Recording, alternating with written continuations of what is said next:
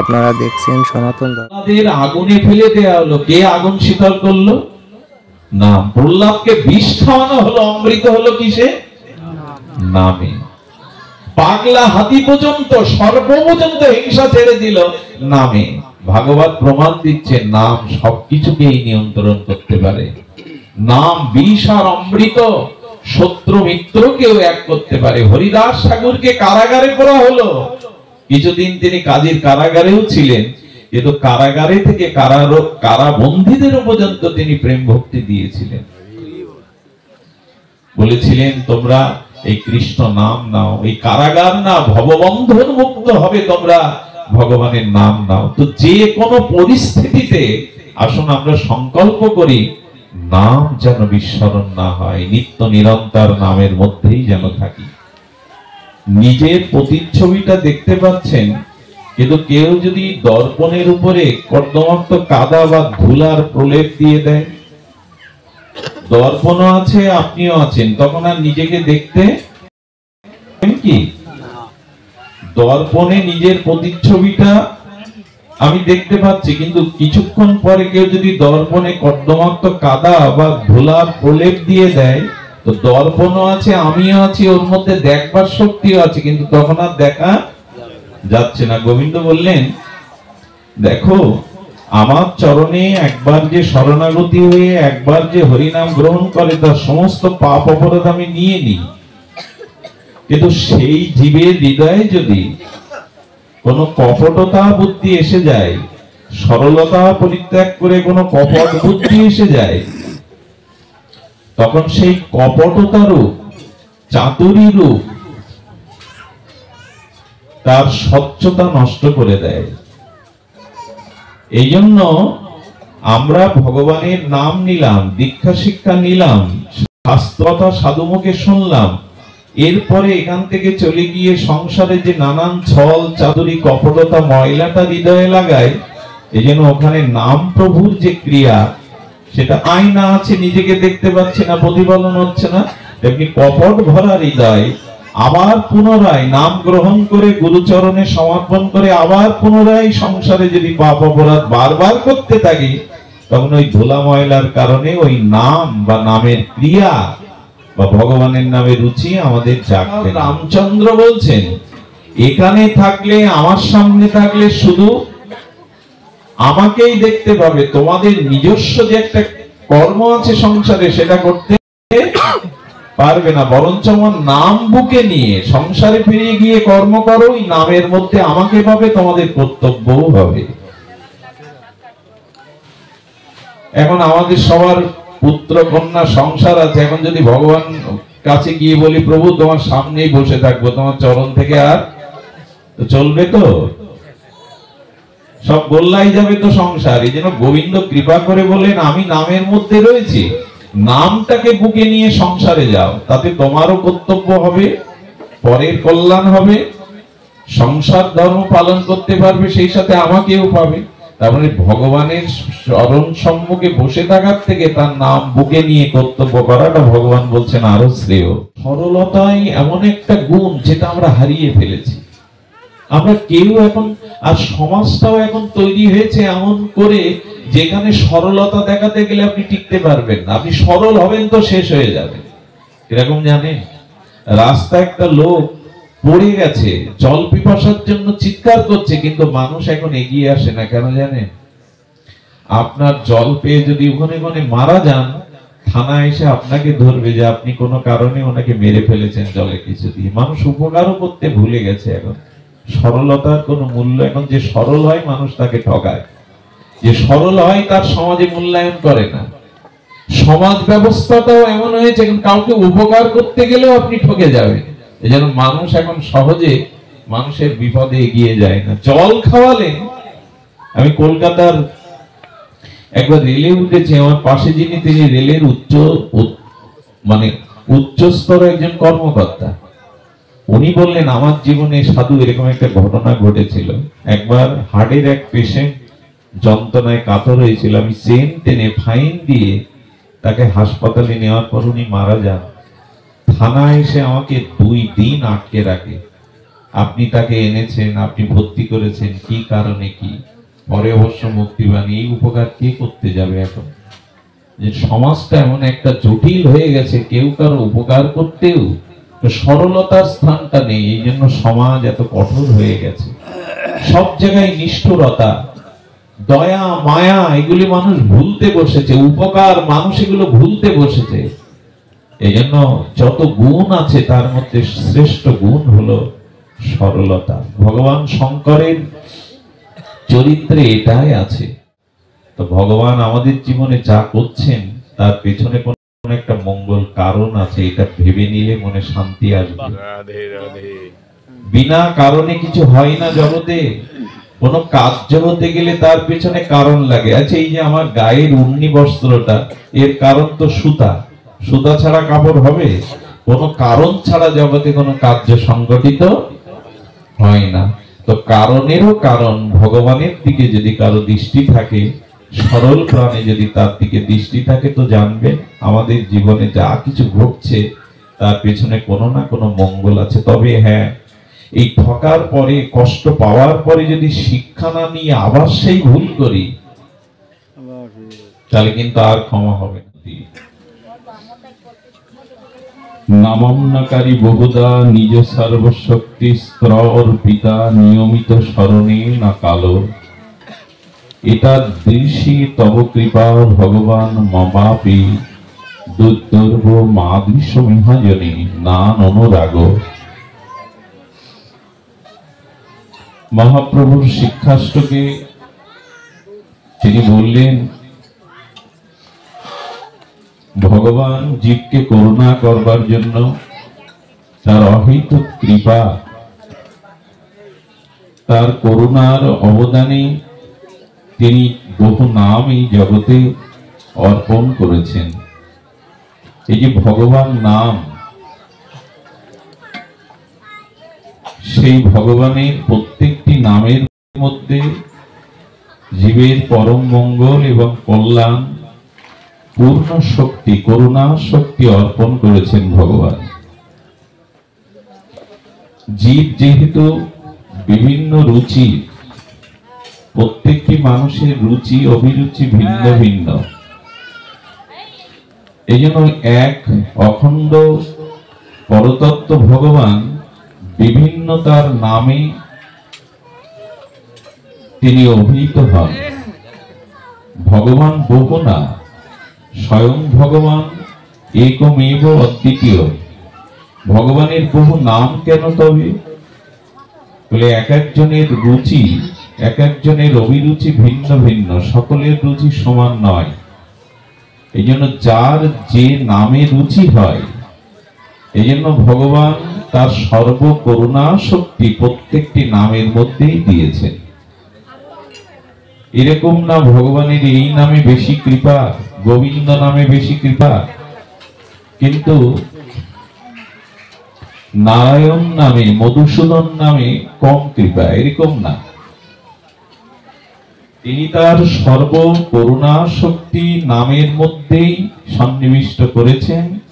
বহু নাম নিয়েছেন এই জন্য যে যার যে রুচি, যার যে নামে অভিরুচি হয়, সেই নামের দ্বারাই সে চিরকল্যাণ প্রেম ভক্তি লাভ করতে পারবে। কিন্তু ভগবানের একাদশী মহা কৃপা নামে আমাদের রুচি হচ্ছে না। প্রসঙ্গ হলো এটাই।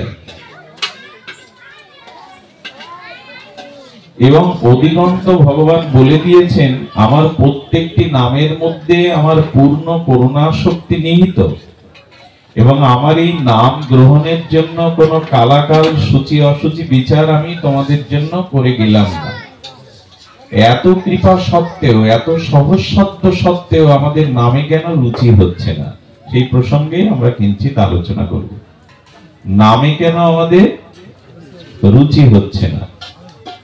এবং বর্তমান যুগ, নিতাই চৈতন্যের যে যুগ, সেই যুগে হরিনামই আমাদের এই যুগের যুগ ধর্ম, একমাত্র যুগ ধর্ম হরিনাম। এটা কার না জানা? যে নাস্তেব্য নাস্তেব্য নাস্তেব্য গতিরন্যতা, হরিনাম বিনা গতি নাই, গতি নাই, গতি নাই। তিনবার বলবার কারণ হলো ত্রিসত্য দৃঢ় করে বলছেন, গতি নাই, গতি নাই, গতি নাই। আবার এই ত্রিসত্য নাস্তেব্য মানে সত্যের তপস্যা এই কলিযুগে নাস্তেব্য সম্ভব না। দ্বিতীয় নাস্তেব্য, তিনটে নাস্তেব্য নাস্তেব্য নাস্তেব্য বলেছেন। দ্বিতীয় হলো ত্রেতায় যে যাগযজ্ঞ সেটি নাস্তেব্য, সেটি সম্ভব না। গোমে দশমের রাজস্ব যজ্ঞ সম্ভব না।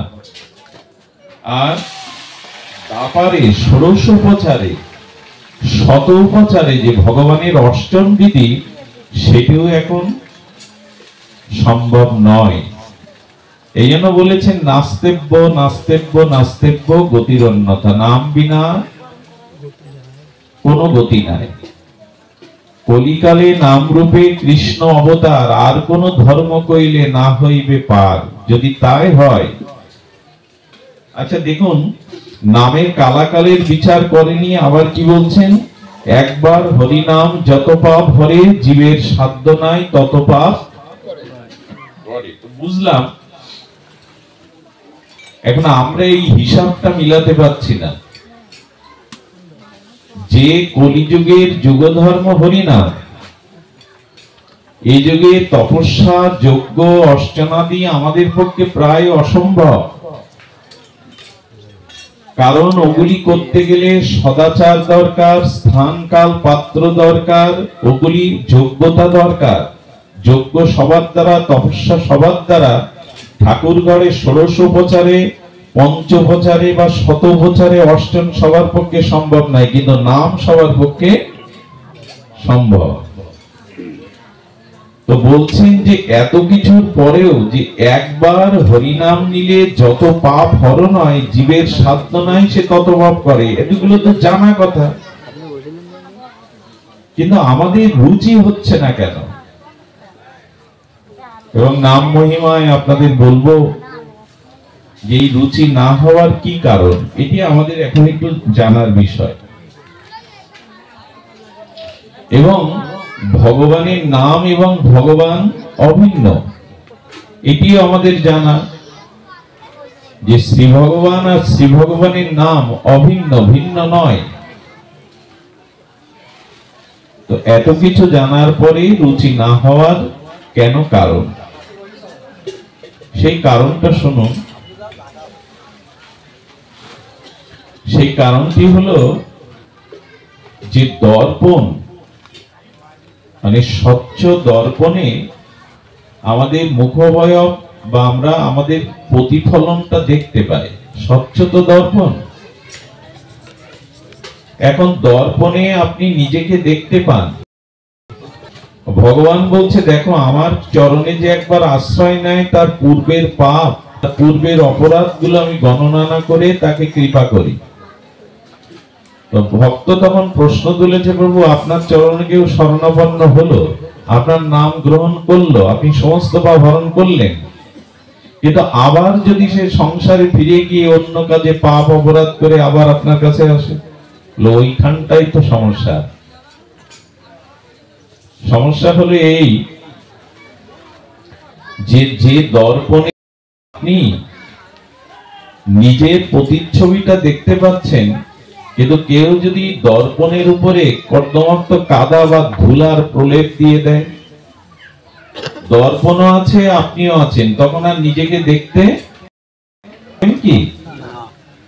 দর্পণে নিজের প্রতিচ্ছবিটা আমি দেখতে পাচ্ছি, কিন্তু কিছুক্ষণ পরে কেউ যদি দর্পণে কর্দমাক্ত কাদা বা ধুলার প্রলেপ দিয়ে দেয়, তো দর্পণও আছে আমিও আছি, ওর মধ্যে দেখবার শক্তিও আছে, কিন্তু তখন আর দেখা যাচ্ছে না। গোবিন্দ বললেন দেখো, আমার চরণে একবার যে শরণাগতি হয়ে একবার যে হরিনাম গ্রহণ করে, তার সমস্ত পাপ অপরাধ আমি নিয়ে নিই, কিন্তু সেই জীবের হৃদয়ে যদি কোনো কপটতা বুদ্ধি এসে যায়, সরলতা পরিত্যাগ করে কোনো কপট বুদ্ধি এসে যায়, তখন সেই কপটতা রূপ, চাতুরী রূপ তার স্বচ্ছতা নষ্ট করে দেয়। এই জন্য আমরা ভগবানের নাম নিলাম, দীক্ষা শিক্ষা নিলাম, শাস্ত্রতা সাধুমুখে শুনলাম, এরপরে এখান থেকে চলে গিয়ে সংসারে যে নানান ছল চাতুরি কপটতা ময়লাটা হৃদয়ে লাগায়, এই জন্য ওখানে নাম প্রভুর যে ক্রিয়া, সেটা আয়না আছে, নিজেকে দেখতে পাচ্ছে না, প্রতিফলন হচ্ছে না, তেমনি কপট ভরা হৃদয় আবার পুনরায় নাম গ্রহণ করে গুরুচরণে সমর্পণ করে আবার পুনরায় সংসারে যদি পাপ অপরাধ বারবার করতে থাকি, তখন ওই ধুলা ময়লার কারণে ওই নাম বা নামের ক্রিয়া বা ভগবানের নামে রুচি আমাদের জাগবে না। দেখুন, ভগবানকে সম্মুখে রেখে আর রামচন্দ্র অযোধ্যাবাসীকে বলছেন,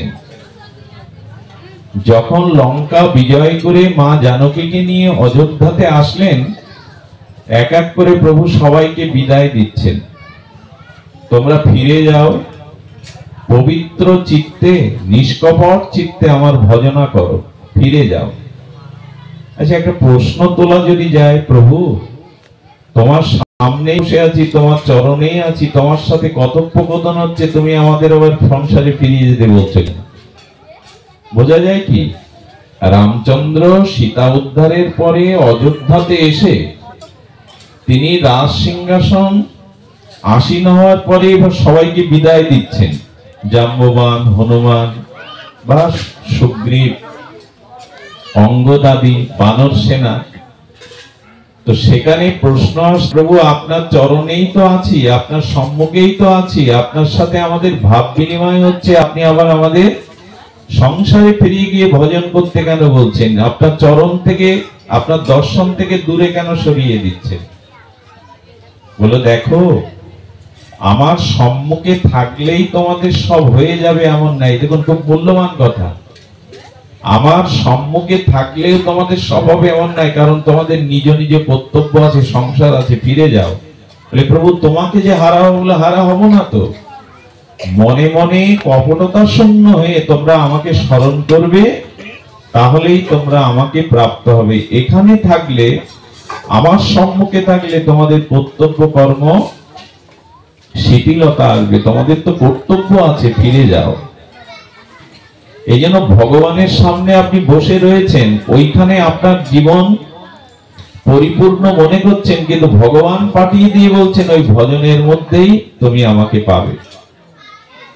দেখুন, কেউ যদি প্রশ্ন করে, তোমার চরণ ছেড়ে, তোমার সান্নিধ্য ছেড়ে দূরে যাব কেন? ভগবান বলছে, দূরে যাচ্ছ না তো, আর আমিও তোমার থেকে দূরে যাচ্ছি না। আমার নামটা হৃদয়ে রাখো, তাহলে আমি তোমার সাথেই আছি। বরঞ্চ আমার সামনে থাকলে তোমার অন্য কর্তব্য হবে না, কিন্তু আমার নাম তোমার সাথে থাকলে তুমি অন্য কর্তব্য সংসারে করতে পারবে, আমাকেও পেয়ে যাবে। তারপর সাক্ষাৎ রামচন্দ্র বলছেন, এখানে থাকলে, আমার সামনে থাকলে শুধু আমাকেই দেখতে পাবে, তোমাদের নিজস্ব যে একটা কর্ম আছে সংসারে, সেটা করতে পারবে না। বরঞ্চ আমার নাম বুকে নিয়ে সংসারে ফিরে গিয়ে কর্ম করো, এই নামের মধ্যে আমাকে পাবে, তোমাদের কর্তব্যও হবে। এখন আমাদের সবার পুত্র কন্যা সংসার আছে, এখন যদি ভগবান কাছে গিয়ে বলি, প্রভু তোমার সামনেই বসে থাকবো, তোমার চরণ থেকে আর তো চলবে? তো সব গোল্লাই যাবে তো সংসার। এই জন্য গোবিন্দ কৃপা করে বলেন, আমি নামের মধ্যে রয়েছি, নামটাকে বুকে নিয়ে সংসারে যাও, তাতে তোমারও কর্তব্য হবে, পরের কল্যাণ হবে, সংসার ধর্ম পালন করতে পারবে, সেই সাথে আমাকেও পাবে। তার মানে ভগবানের চরণ সম্মুখে বসে থাকার থেকে তার নাম বুকে নিয়ে কর্তব্য করাটা ভগবান বলছেন আরো শ্রেয়। ফিরে যাও। এখন ওখানে সবাইকে বিদায় দিয়েছেন, একজন ওঠেননি। ইনি হলেন বালিপুত্র অঙ্গদ। সবাই যখন বিদায় নিচ্ছে, অঙ্গদ বসে আছে। অঙ্গদ কিছু বলছে না, প্রভু তাকে যাওয়ার জন্য দ্বিতীয়বার বলছে না। অনেকক্ষণ পরে অঙ্গদ তখন উঠে দাঁড়িয়ে বলছে, প্রভু আমাকে কৃপা করে রেখে দিন। এবং অঙ্গদ বলতে বলতে কথা বলে ফেলেছেন, প্রভু আপনার যত নিচ সেবা, আমি যা বলবেন করব, কিন্তু আমাকে চরণ ছাড়া করেন না। রামচন্দ্র হাসলেন, হাসলেন এই জন্য, খুব মূল্যবান একটি কথা, যারা সেবা করে ভগবানের সেবা, সাধু সেবা, তারা কখনো যেন সেবা উঁচু নিচু এই ভেদ আনবেন না। গুরু সেবা, ভগবানের সেবা, বৈষ্ণব সেবা কোনো উঁচু নিচতা ভেদ করলেই রামচন্দ্র বুঝে ফেলেছেন অঙ্গদের সেবা বুদ্ধি এখনো আসেনি। কারণ সেবাতে উচ্চ সেবা আর নিম্ন সেবা এরকম ভেদ করলেই জানবেন আপনি সেবা এখনো বোঝেননি। আচ্ছা, গুরুদেব যদি বলে আমার মাথায় সুগন্ধ তেলটা মাখিয়ে দাও, আমি কি মনে করবো? উচ্চ সেবা। উচ্চ সেবা, মাথায় গুরুদেবের তেল মর্দন করছি গায়ে। গুরুদেব যদি বলে জুতোটা পায়ে পরিয়ে দাও, এই নিচ সেবা ভাববেন? জুতো পরানো নিচ সেবা, মাথায় তেল মাখানো উচ্চ সেবা। যদি এই ভেদ করেন, জানতে হবে আপনার সেবা বুদ্ধি এখনো আসেনি। আচ্ছা, গুরুদেবের পায়ে পাদুকা পরালাম, এটা নিচ সেবা। গুরুদেব যদি বলে জুতোটা ময়লা হয়ে গেছে, একটু কালি করে দে, ধুয়ে মুছে পরিষ্কার করে দে, এটা নিচ সেবা ভাববেন? সেবাতে কখনো যেন উচ্চ সেবা এবং নিচ সেবায় বুদ্ধি না আসে। কেউ গলে মালা পরালো আর কেউ সাধুর জুতো দুখানা নিরাপদ স্থানে বয়ে এনে রেখে দিল। এই দুটো সেবার মধ্যে কোনো ভেদ করলেই জানবেন আপনার সেবা জ্ঞান এখনো পুরোপুরি আসেনি। সেবা সমানই, সেবা মানে যাতে তার সুখ হয়, তার আনন্দ হয়। এতে ছোট বড় ভেদ করাতে রামচন্দ্র বুঝতে পেরেছেন অঙ্গদের মধ্যে এখনো সেবা ভাবনা পুরোপুরি জাগে নিয়ে। যেন বললেন, মানে উনি বলছেন আমি তো অযোগ্য প্রভু, আমাকে যত নিচ সেবা দেবেন আমি করব, কিন্তু আপনার চরণ ছাড়া করেন না। তখনই প্রভু বললেন ফিরে যাও অঙ্গদ, ফিরে গিয়ে কর্তব্য কর্ম করো, কিন্তু নিষ্ঠার সহিত আমার ভজন করো।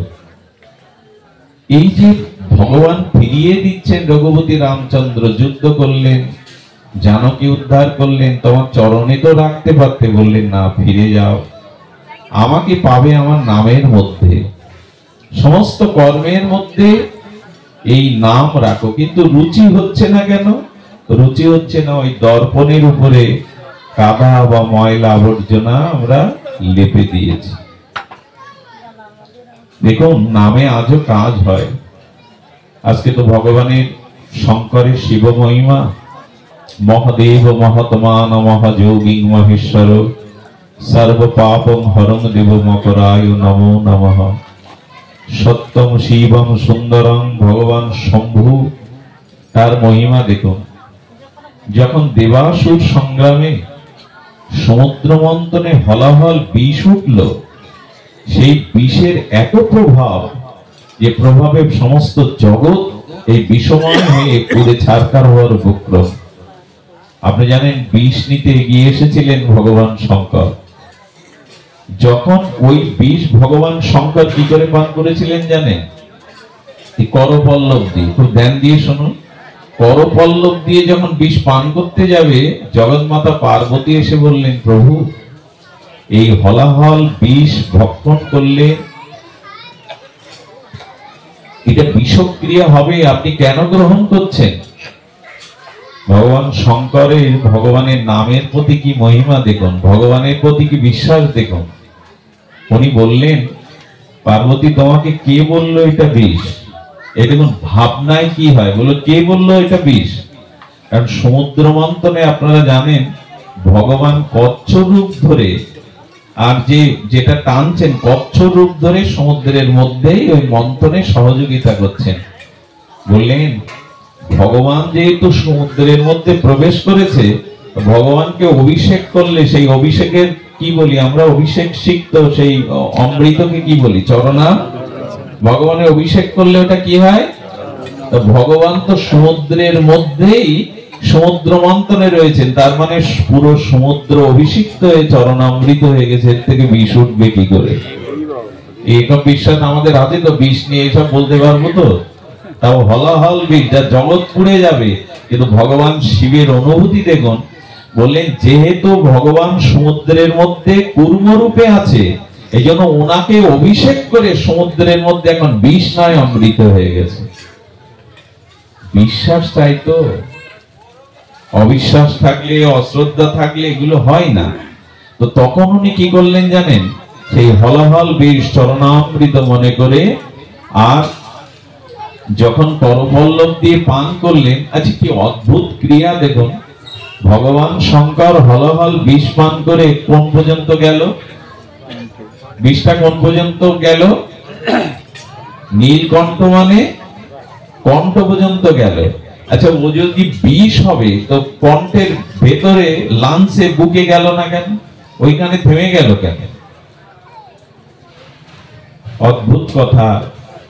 দেখুন যার হৃদয়ে ভগবানের নাম আছে, ভগবানের বিশ্বাস ভক্তি আছে, ওখানে বিষ ঢুকবে কি করে? শিব ঠাকুর কি বললেন জানেন, আমার হৃদয়ে রাম আছে আর আমি খাচ্ছি তোমার কথাই বিষ, বিষ রাম, এই কথাটা বারবার উচ্চারণ করলে শব্দটা আসবে বিশ্রাম। বলে দেখো বিষও বিশ্রাম পায়, বিষও ক্রিয়া করতে পারে না, বিশ্রাম পায় যদি ভগবান বুকে থাকে, ভগবানের নাম বুকে থাকে। এই জন্য ওখানে বিষও বিশ্রাম নিয়েছে, ভেতরে ঢুকছে না। যে একটা মানুষ যখন ঘুমিয়ে বিশ্রাম করে তখন ক্রিয়া থাকে কি, কর্ম থাকে কি, বাইরের চেতনা থাকে কি? বলে বিষও বিশ্রামে গেছে যেহেতু হৃদয়ে ভগবান আছেন বলে, ভগবানের নাম আছে বলে। নাম মহিমা ভগবান শঙ্কর কিভাবে প্রকাশ করছে দেখুন, কণ্ঠে যতক্ষণ বিষ আছে ততক্ষণ মানুষ মরবে না, যদি লাঞ্চে প্রবেশ করে একবার, শিব ঠাকুর বললেন বিষ ও বিশ্রাম পায় যার হৃদয়ে ভগবানের নাম আছে, ভগবানের নাম আছে। এই জন্য শাস্ত্রে বলেছেন যে ভগবানের নামটাকে বুকে নিয়ে সংসারে থাকো, তবে সেটা কপটতা ত্যাগ করে রাখো, নালে ক্রিয়া হবে না। ওই যে আয়নায় যদি আপনি ময়লা কাদা মাখিয়ে দেন তো দেখবেন কি, প্রতিচ্ছবিটা পড়বে কি? আমাদের তেমনি একটা কপটতা আর একটা ময়লা জমে গেছে। এই জন্য নামে আমাদের রুচি আসছে না, নামে রুচি আসছে না। না হলে এগুলো ভগবানের নাম চিন্ময় দিব্য, তাতে আশ্রয় করলে পাপ কপটতা ছল এগুলি থাকার কথা না। কিন্তু আমাদের এসে গেছে তার একটি কারণ, আমরা একবার নাম নেই, নামে বিশ্বাস করি, দীক্ষা শিক্ষা নিয়েছি, অথচ কপটতাকে ত্যাগ করতে পারছি না। এই জন্য বললেন ছাড়ো রে মন কপট চাতুরী। এরপরে হরি বলে দেখো কাজ করে কিনা। কপটতা ছাড়লেই তোমার ভিতরে নাম ক্রিয়া করবে। এই কপটতা আমাদের কপাট বন্ধ করে দিয়েছে। ভগবান সরলকে ভালোবাসেন। এই কপটতা মানে কি জানেন, আমাদের ভিতরে অভিমান আছে। এই যে আমাদের ভিতরে অভিমান, আচ্ছা সমুদ্রে কি আছে? সমুদ্রে কি আছে? জলই তো, জল তো। তো আমরা সমুদ্র বলি, কিন্তু সরাসরি জল বলি না। সমুদ্র দেখলে কি বলি জল না সমুদ্র, কোনটা বলি? জল দেখে কিন্তু নাম বলি সাগর। কি বলি? সাগর, সিন্ধু, সমুদ্র। জলের নাম নেই না, জলের রাগ হয়ে গেল।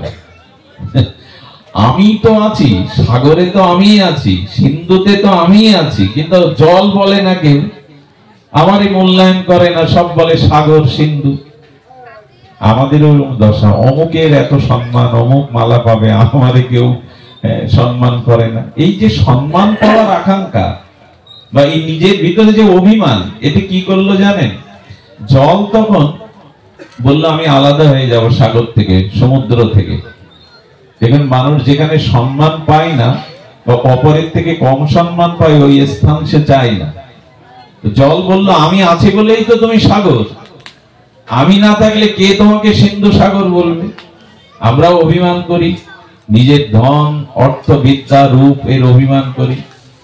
জল তখন কি করলো? অভিমান করে বাষ্প আকারে সূর্যের কিরণে আকাশে উঠলো, বলে এইবার আরে তুমি নিচে পড়ে থাকো, এই দেখো আমি আকাশে উঠেছি। মাঝে মাঝে আমাদের অভিমান, আমাদের ভিতরে গর্ব অপরে উপরে তুলে দেয় বটে। ভালো বক্তা আমি, ভালো নামি আমি, ভালো গায়ক, উপরে উঠলাম বটে, কিন্তু জল বাষ্প হয়ে মেঘ হয়ে উপরে উঠে দেখছেন আমি তো এখানে স্থির থাকতে পারছি না। কারণ মেঘ কি স্থির থাকে?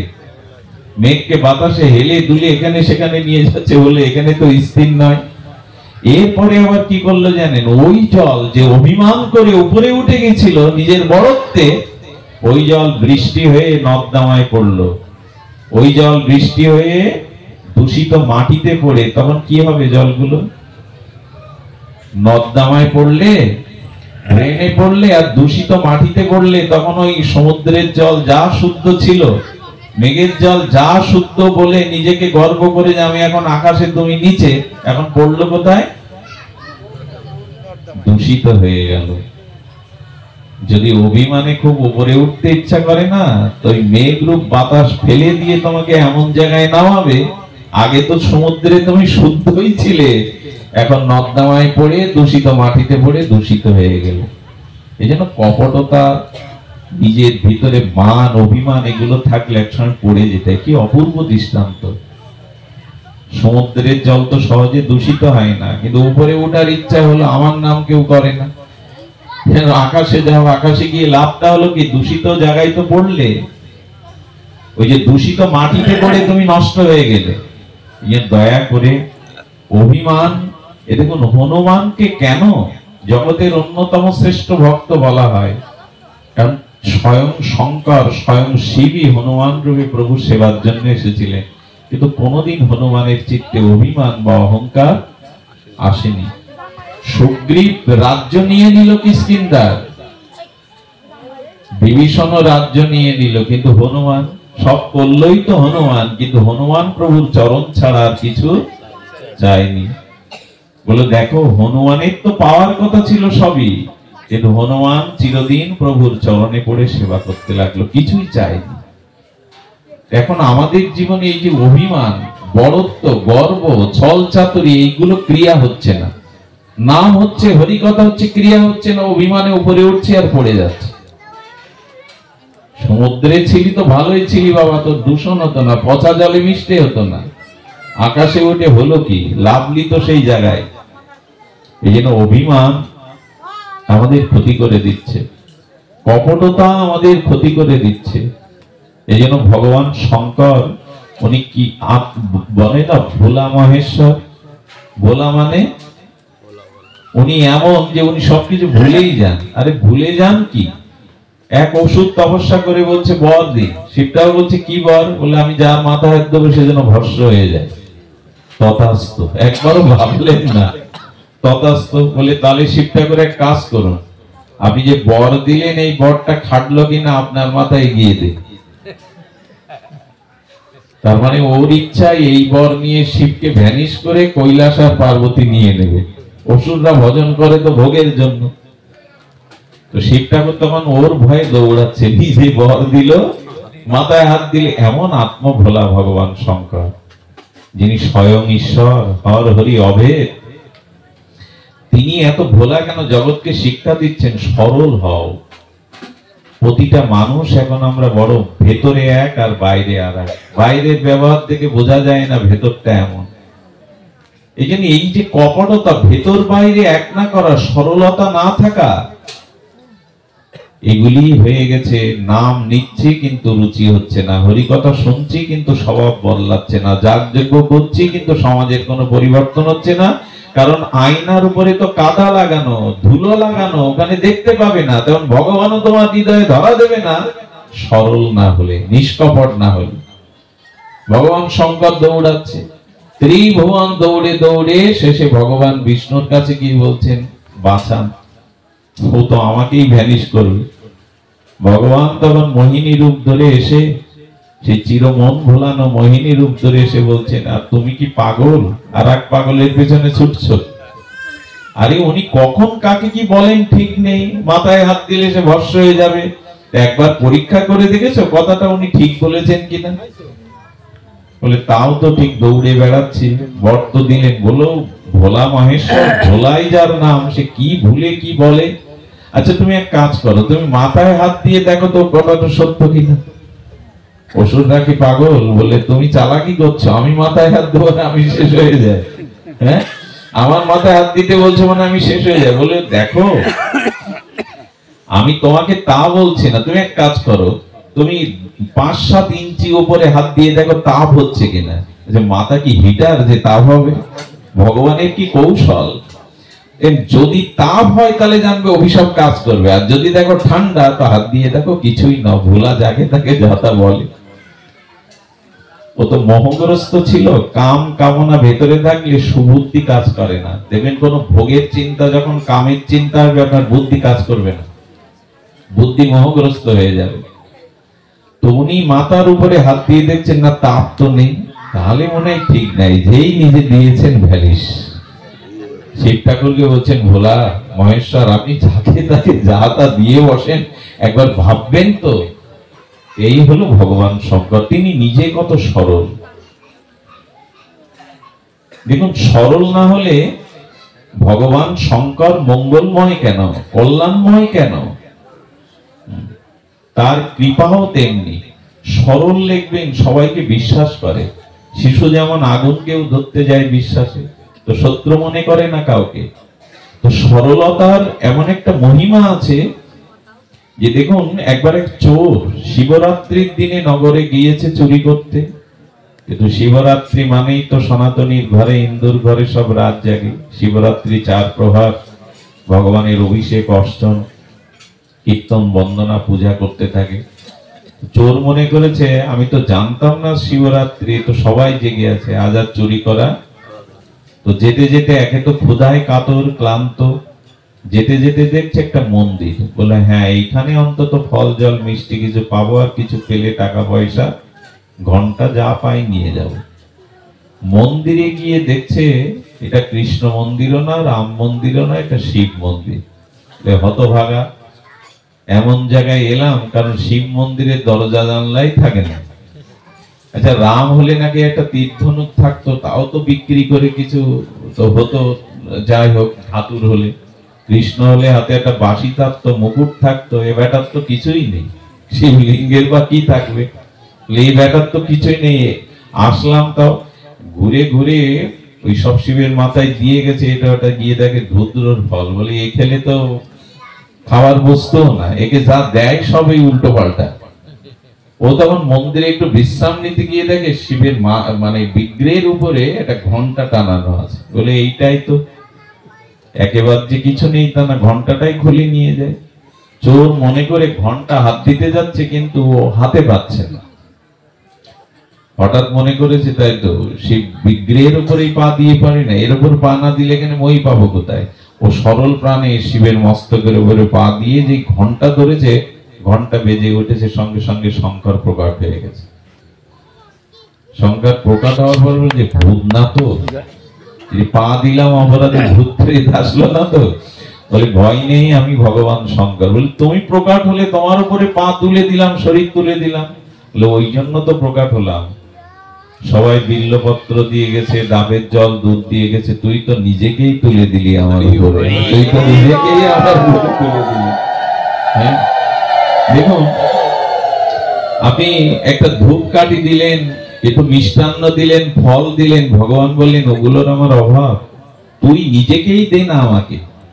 ও তো পুরোপুরি তুলে দিয়েছে, একবার শিবের মাথার উপরে নিচে তুলে দিয়েছে। বলে এই জন্য তো আমি প্রকাশ হলাম, যা বরছে।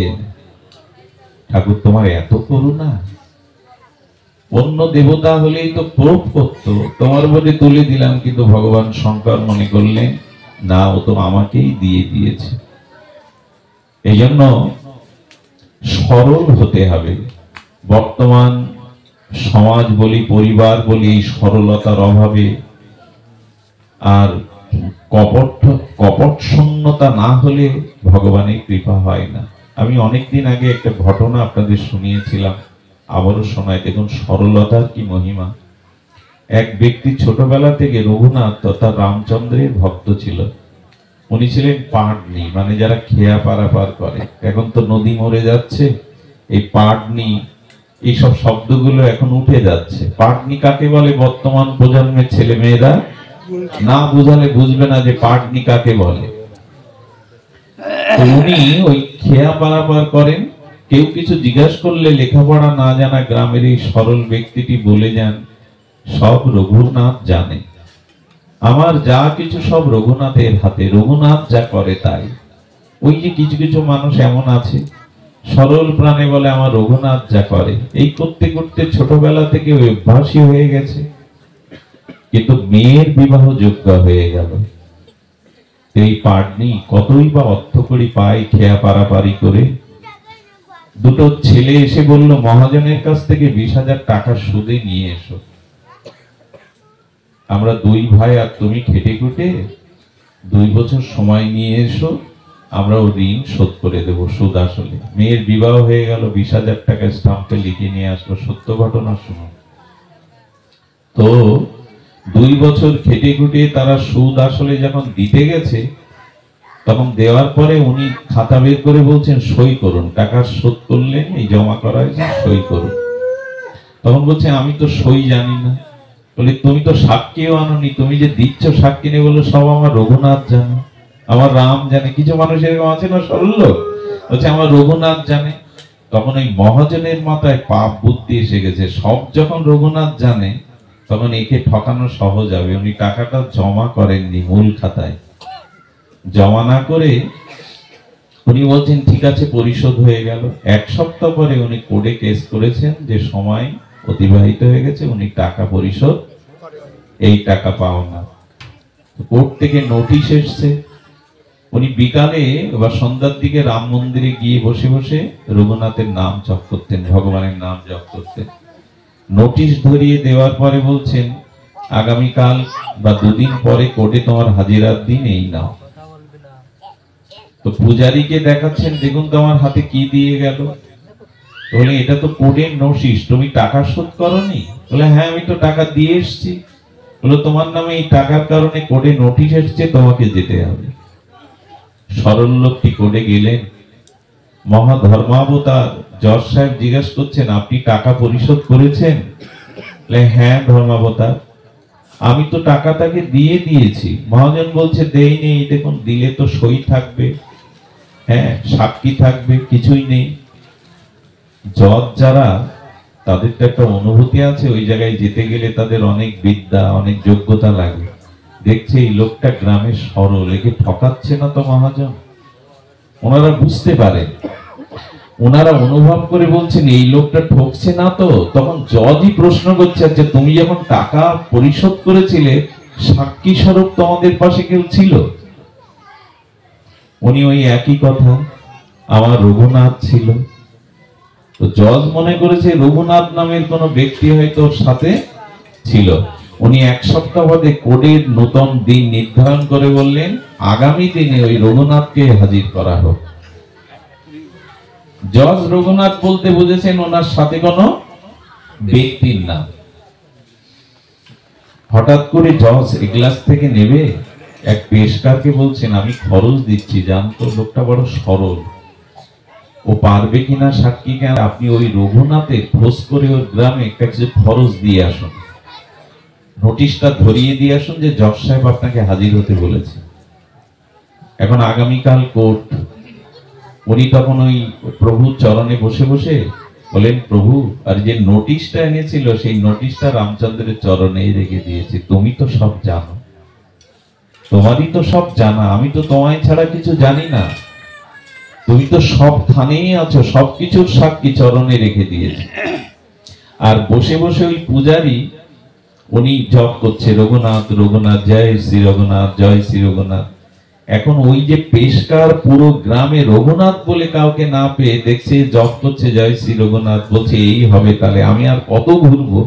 ওর হাতে নোটিশ ধরিয়ে দিয়ে মোটামুটি ওর কাছে একটা সই নিয়ে চলে গেছে।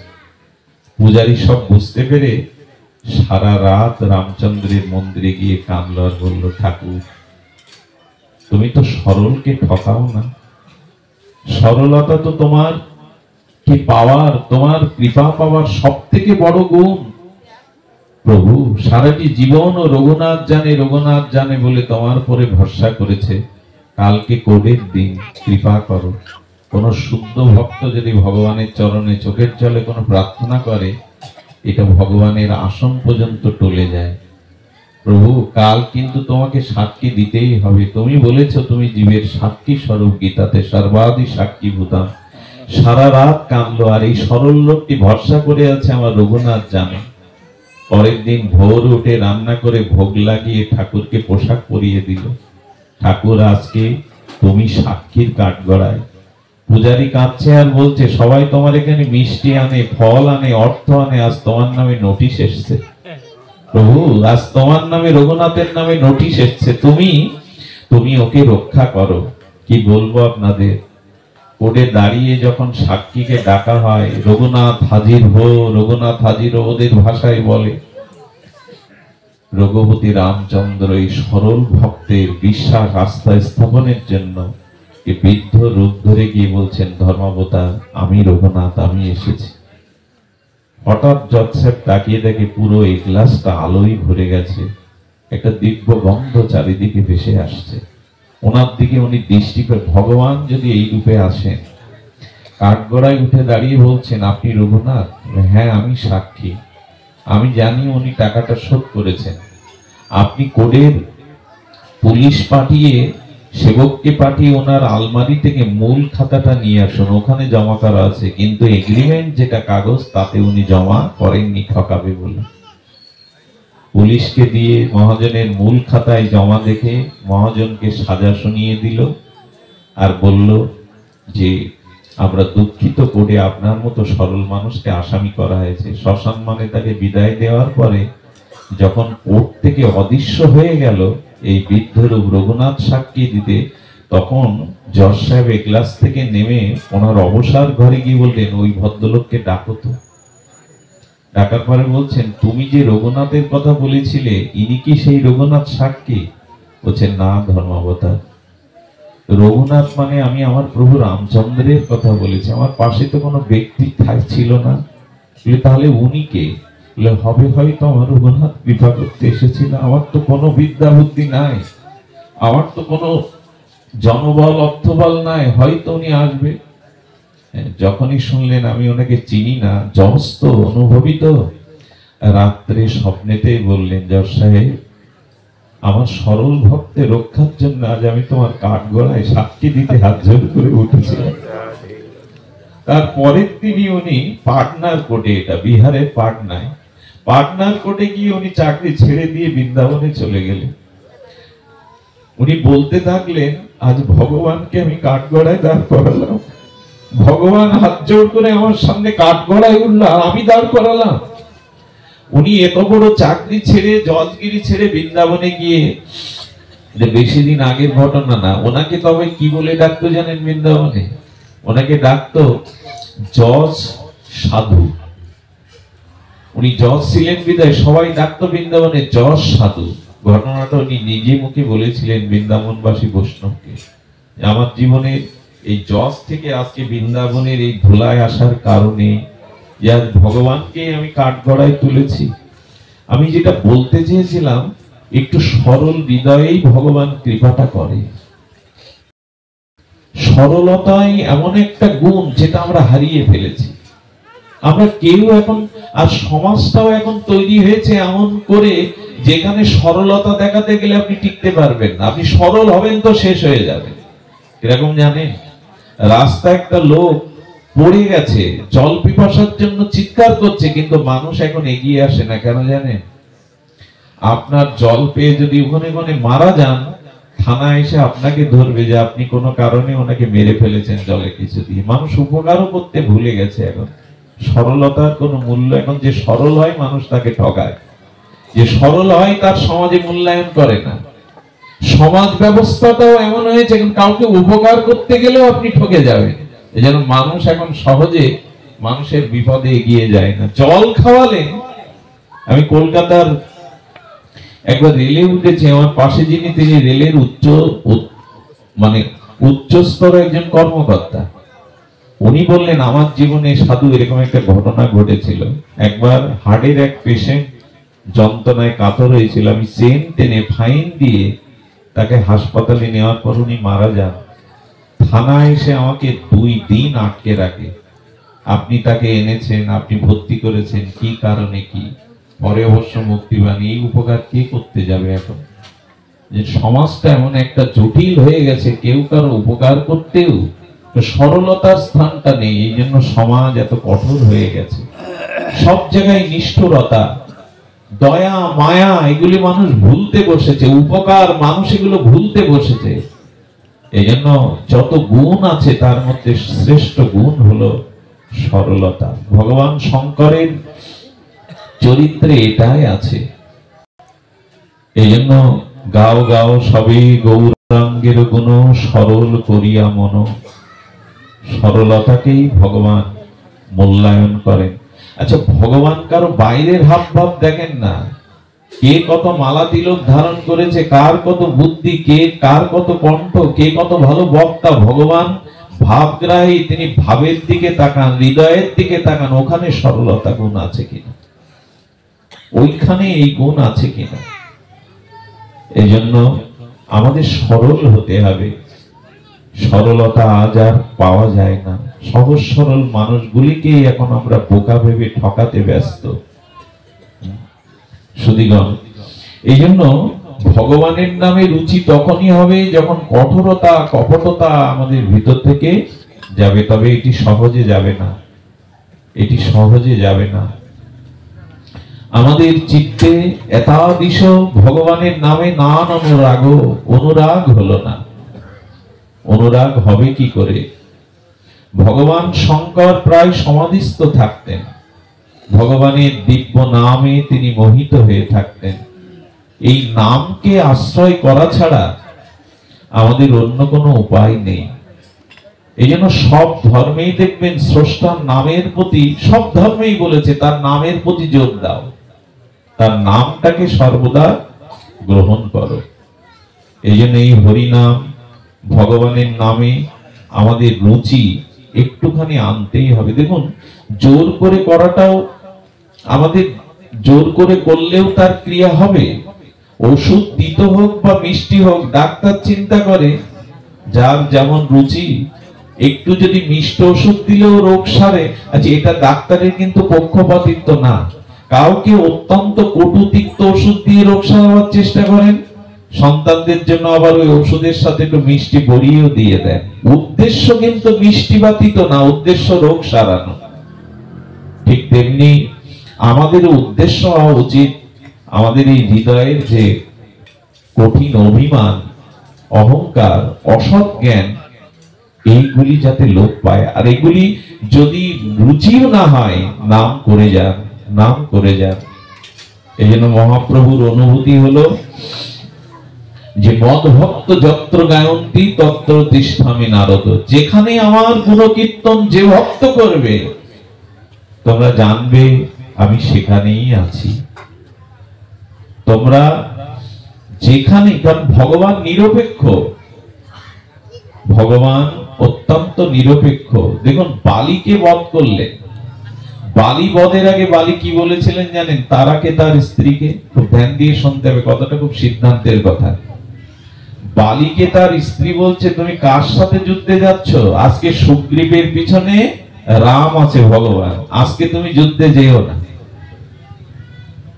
আজকে তুমি যুদ্ধে যেও না, কারণ সুগ্রীবের সাথে রামের সখ্যতা, বন্ধুত্ব হয়েছে। আজকে তুমি সুগ্রীবকে পরাস্ত করতে পারবে না। স্ত্রী তো একথা বলবেই।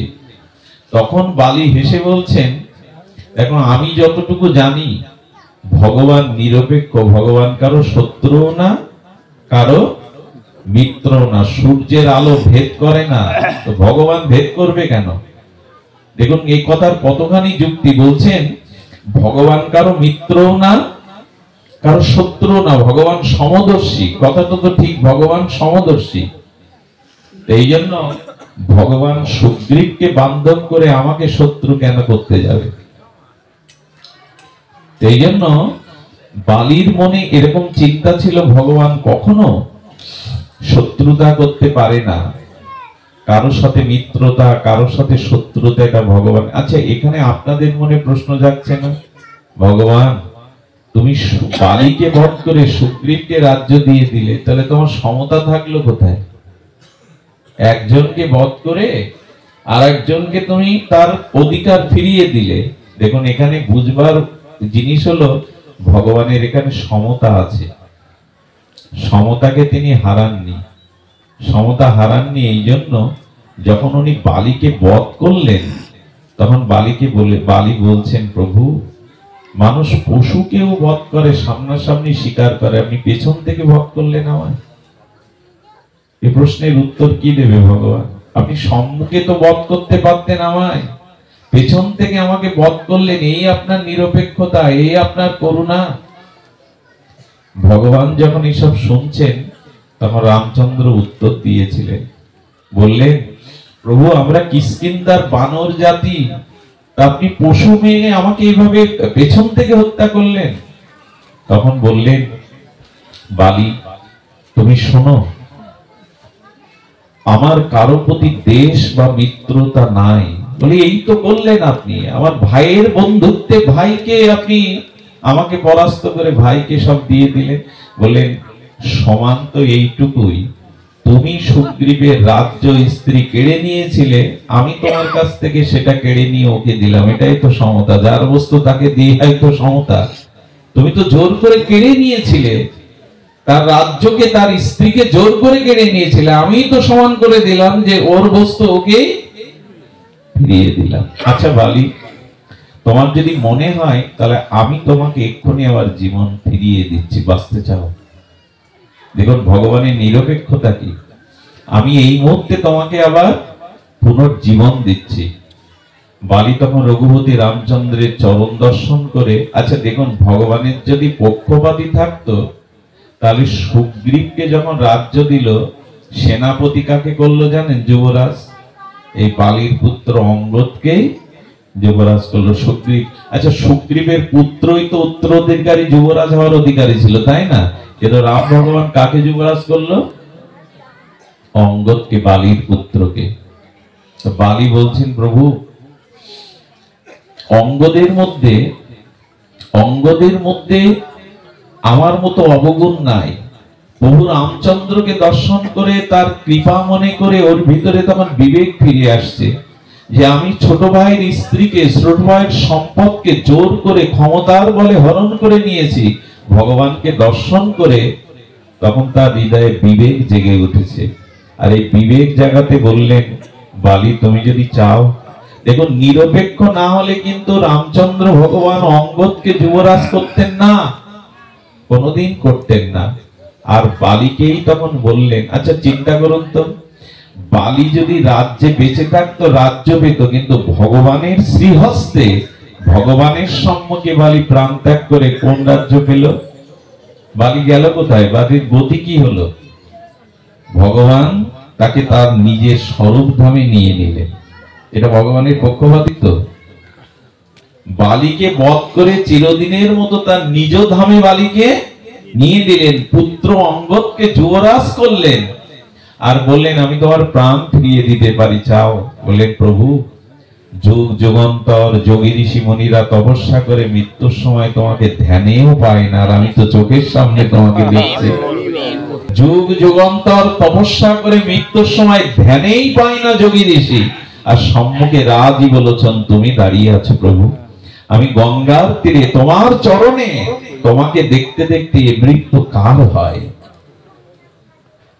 বালিকে আশীর্বাদ করলেন, নিজের চরণে স্থান দিলেন, অঙ্গদকে যুবরাজ করলেন, আর যে অন্যায় হয়েছিল সুগ্রীবের প্রতি সেটাও ফিরিয়ে দিলেন। ভগবান নিরপেক্ষ নয় তো কি? এই জন্য আমাদের জীবনে মাঝে মাঝে আমরা ভগবানের দিকে আঙুল তুলি, তুমি কেন আমার বেলায় এই করলে, তাই করলে। তার বিচারে কোনো ভুল নেই। তিনি যেটা করেন সেটা আমাদের দূরদৃষ্টি না থাকতে পারে, কিন্তু তিনি যেটা করেন সেটা আমাদের জন্যই। ডাক্তার যখন কারো বুক চিরে হার্ট অপারেশন করে, এটা হিংসা?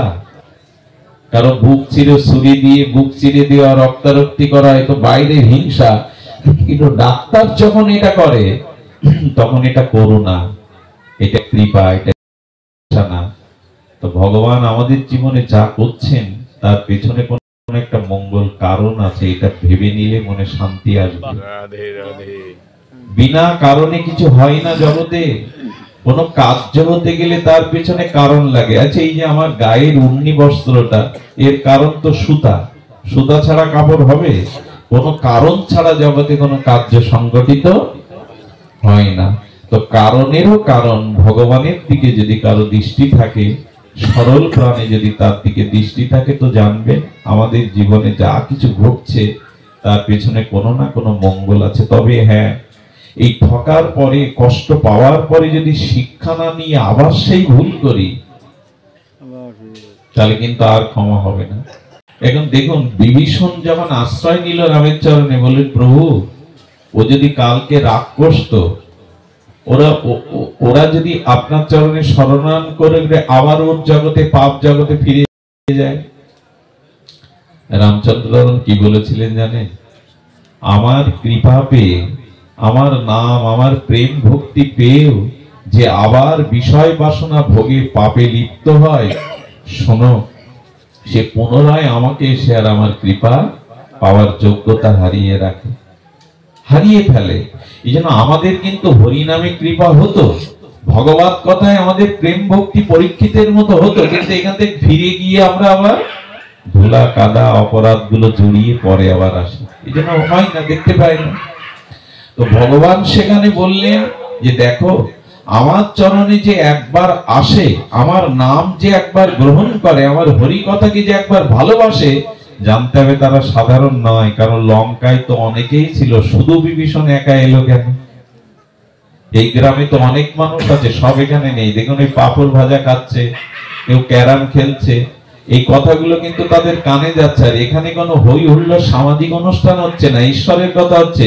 কিন্তু ভগবান বললেন আমার কাছে আসবার জন্য তো একটা কৃপা লাগে, সৌভাগ্য লাগে, সবাই পারে না আসতে। এক বিভীষণ কেন আসবে? এক বিভীষণ কেন আসবে? কারণ বিভীষণের স্বীকৃতি আছে। আমি যাকে কৃপা করি সেই এই কৃপা লাভ করে আমার কাছে আসতে পারে। শুধু ভক্তগণ, এই জন্য আসুন, আজকে যেহেতু এই বাড়িতেই যে ঘটনাটা ঘটেছিল, ভগবান শঙ্করের বিগ্রহে তার আবির্ভাব, তাকে বারবার কেন জানি না ভগবান শঙ্করের দিকে মনে চলে যাচ্ছে। তারপরে শীতের রাত আসতেও বিলম্ব হয়েছে। আমি ভগবান শঙ্করের কয়েকটি মহিমা কীর্তন করে যে নাম, এই যে মহিমা আমরা শুরু করেছিলাম, কেন রুচি হলো না, আসুন আমরা সেটা শ্রবণের চেষ্টা করি। শুধু ভক্তগণ, ভগবান শঙ্কর এই ত্রিপুরারই পঞ্চমুখেই ভগবানের রাম নাম করতেন। নিজে নামী হয়েও, নিজে ঈশ্বর তত্ত্ব হয়েও, তিনি হনুমান হয়েও প্রভু সেবার জন্য নাম মহিমা কত প্রকাশ করেছেন।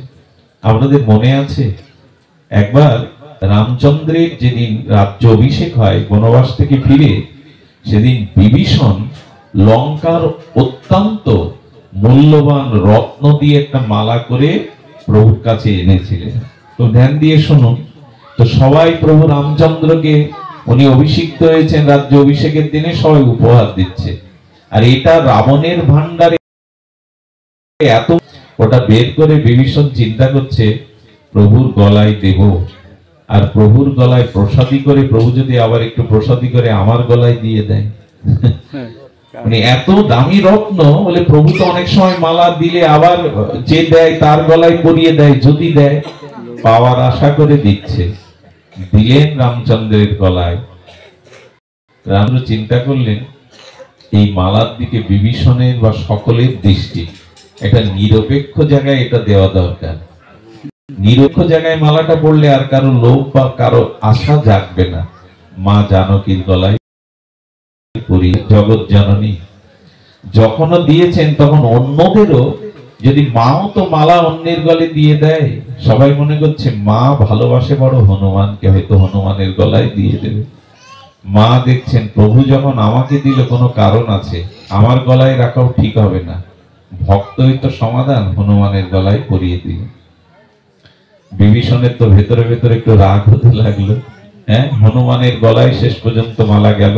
এই রত্ন, মহারত্ন, মণিরত্ন।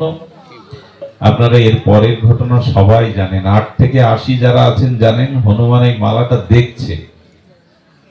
হ্যাঁ, মালাটা যখন দেখছে, দেখার পরে দেখে শুকছে, শোকার পরে ওই মালার যে মণিটা, ওইটা চিবিয়ে চিবিয়ে ভেঙে ভেঙে ওর মধ্যে জিহ্বায় দিয়ে চুষছে।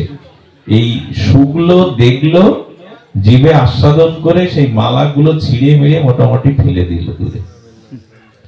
বিভীষণের এত রাগ হলো, এত মূল্যবান, হ্যাঁ বানর তো পশু জাতীয়, আর এর মূল্য কি বুঝবে।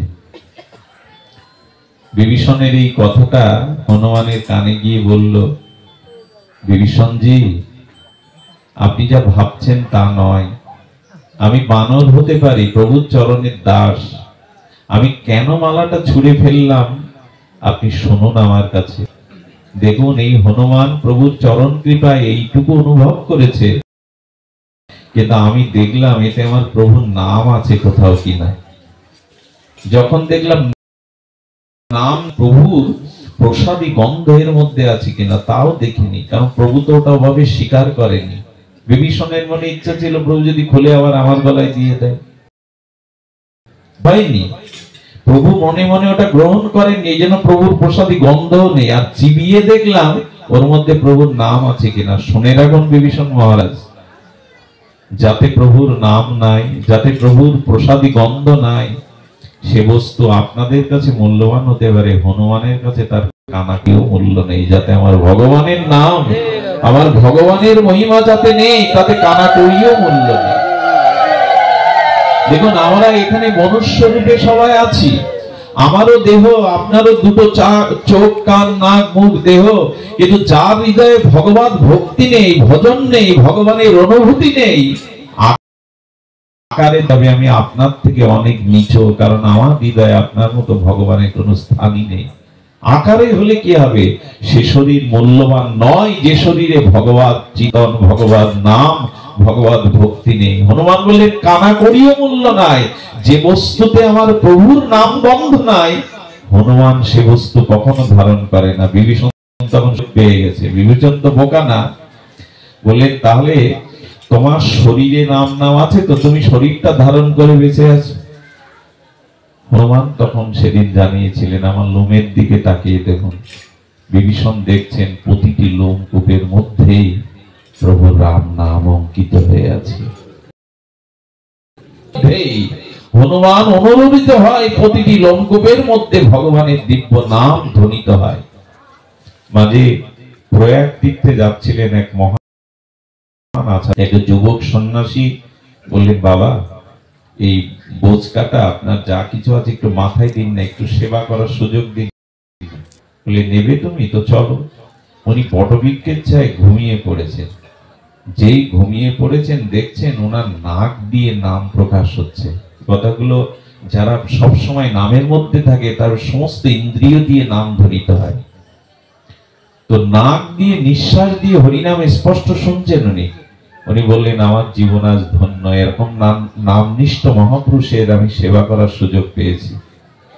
উনি যখন উঠেছেন তখন ওনার বলবার জন্য ব্যস্ত, বাবা আপনি এত নামী মহাপুরুষ, আপনার নাসিকা দিয়েই তো ভগবানের নাম ধ্বনিত হচ্ছে, মুখ দিয়ে মানুষের নাম হতে চায় না, আপনার নিঃশ্বাস প্রশ্বাসে ভগবানের নাম হচ্ছে। সঙ্গে সঙ্গে বক্সাটা হাত থেকে নিয়ে বলে, বেরো, মুখ দেখাবি না। কেন বললে জানেন? এই কথাই তো চারিদিকে এখন ছড়িয়ে দেবে, আর আমাকে নিয়ে টানাটানি শুরু করবে। যারা শুদ্ধ ভজনশীল তারা নিজের প্রচার চান না, এতে ভজনের ক্ষতি হয়ে যাবে।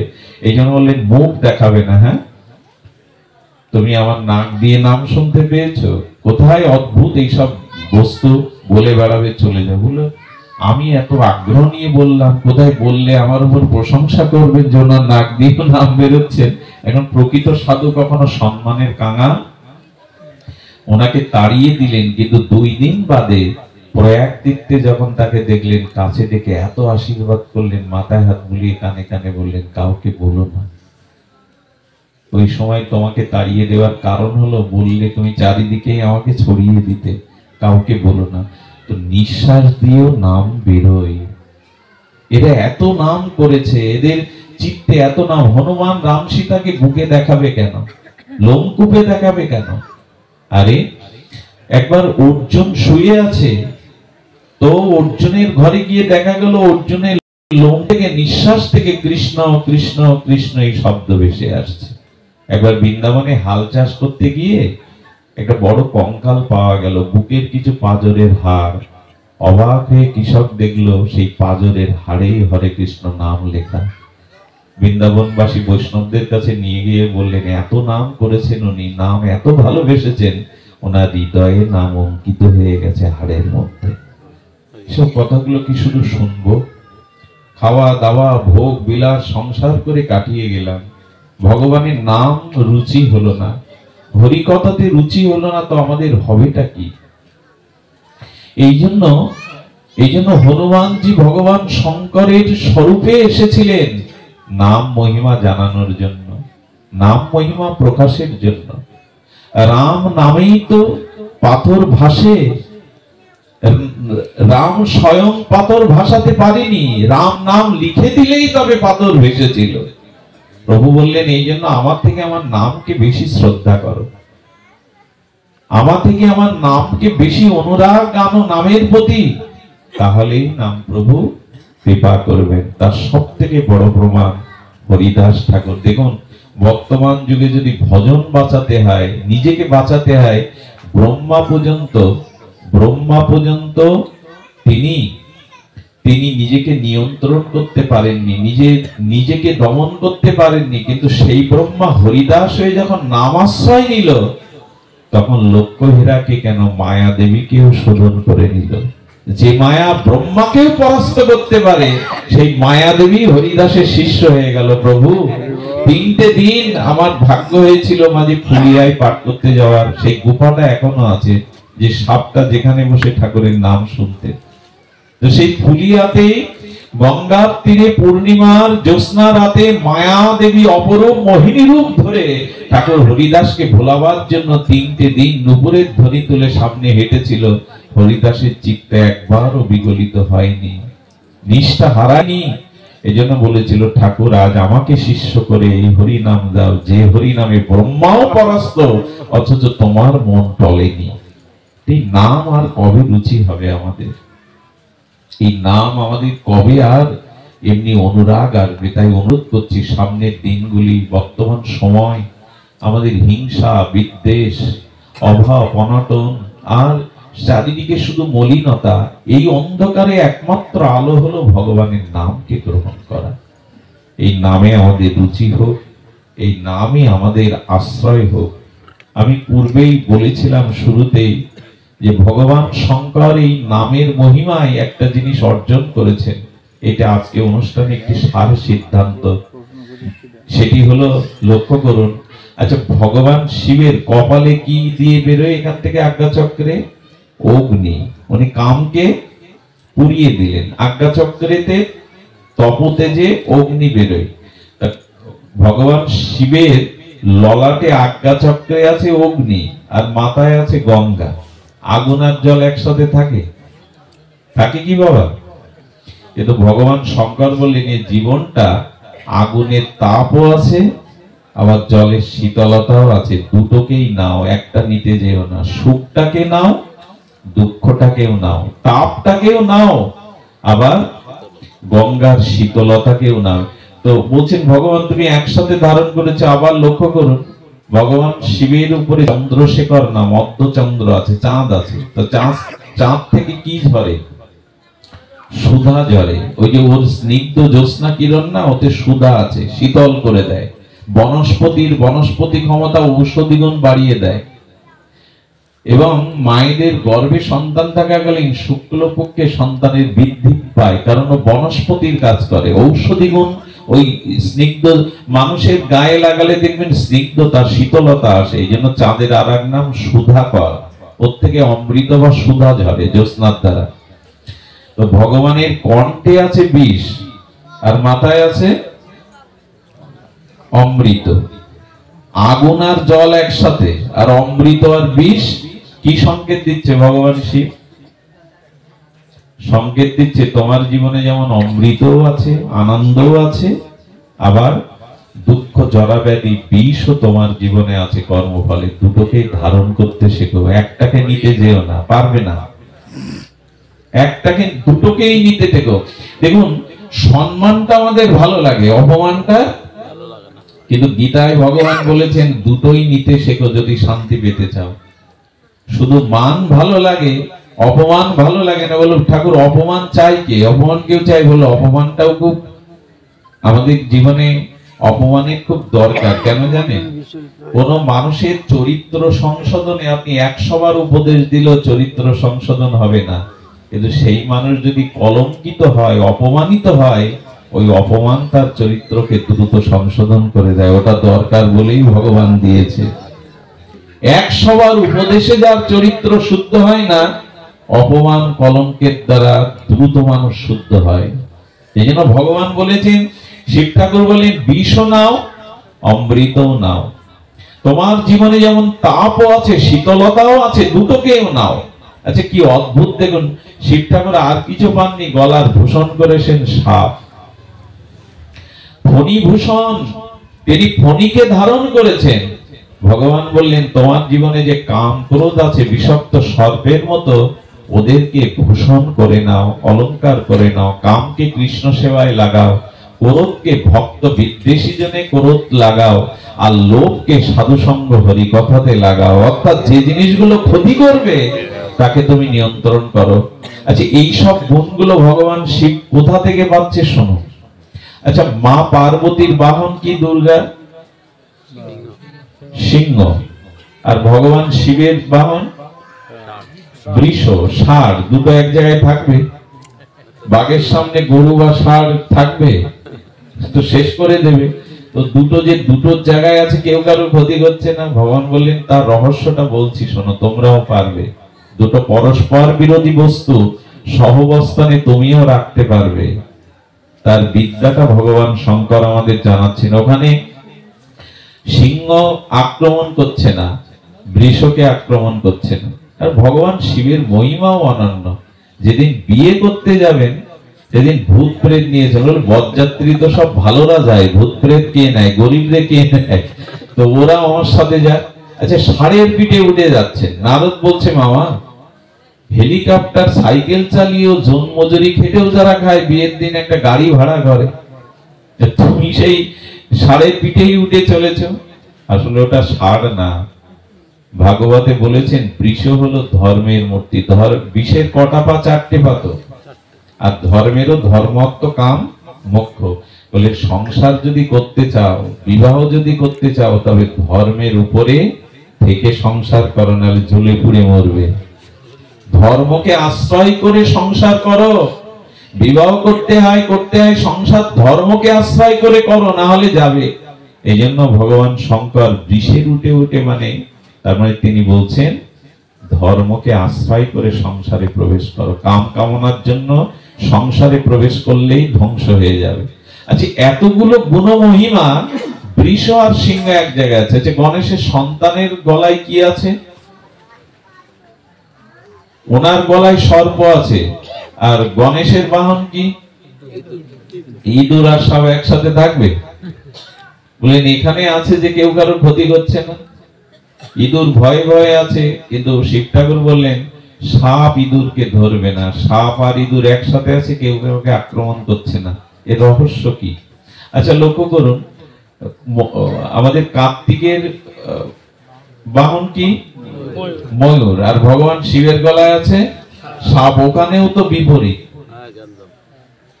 ময়ূর একবার ভাবছে নিচে নামো, কিন্তু ক্ষতি কেউ কারো করতে পারছে না। বলে, সন্তান আছে, স্ত্রী আছে, ভগবান তোমার এত কিছু প্রতিকূল অবস্থা আছে, কৈলাসে আছো, কেউ কারোর ক্ষতি করছে না। এই বিদ্যাটা কি? ভগবান শঙ্কর বললেন, অন্য কোনো ম্যাজিক না। এই সব কিছু অনুকূল প্রতিকূল একসাথে আমি শান্ত সমাহিত যোগেশ্বর নিশ্চিন্ত আছি। কেন জানো? কেউ কারো ক্ষতি করছে না। কেন জানো? আমার হৃদয়ে ভগবানের নাম আছে বলে, আমি নামকে আশ্রয় করেছি বলে। এই নামের কারণে কেউ কারো ক্ষতি করছে না। দেখুন, এর প্রমাণ কিন্তু মিথ্যা না। প্রহ্লাদের আগুনে ফেলে দেওয়া হলো, কে আগুন শীতল করলো? নাম। প্রহ্লাদকে বিষ খাওয়ানো হলো, অমৃত হলো কিসে? নামে। পাগলা হাতি পর্যন্ত, সর্ব পর্যন্ত হিংসা ছেড়ে দিল নামে। ভাগবত প্রমাণ দিচ্ছে, নাম সবকিছুকেই নিয়ন্ত্রণ করতে পারে। নাম বিষ আর অমৃত, শত্রু মিত্রকেও এক করতে পারে। হরিদাস ঠাকুরকে কারাগারে পড়া হলো, কিছুদিন তিনি কাজীর কারাগারেও ছিলেন, কিন্তু কারাগারে থেকে কারাবন্দীদের পর্যন্ত তিনি প্রেম ভক্তি দিয়েছিলেন।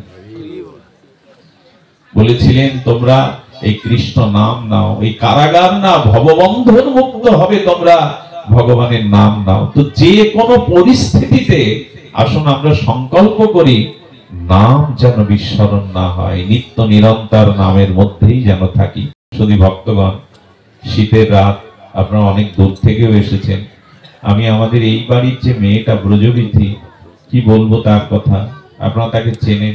আমি অবাক হয়েছিলাম আসতে গিয়ে, কয়েকবার তো এসেছি, ওর বাবাকে নিয়ে, মাকে নিয়ে, দিদিকে নিয়ে ওই ভ্যান করে এখান থেকে 100 কিলোমিটার দূরেও, 70-60 কিলোমিটার দূরে রাত্রে ফিরে আসে।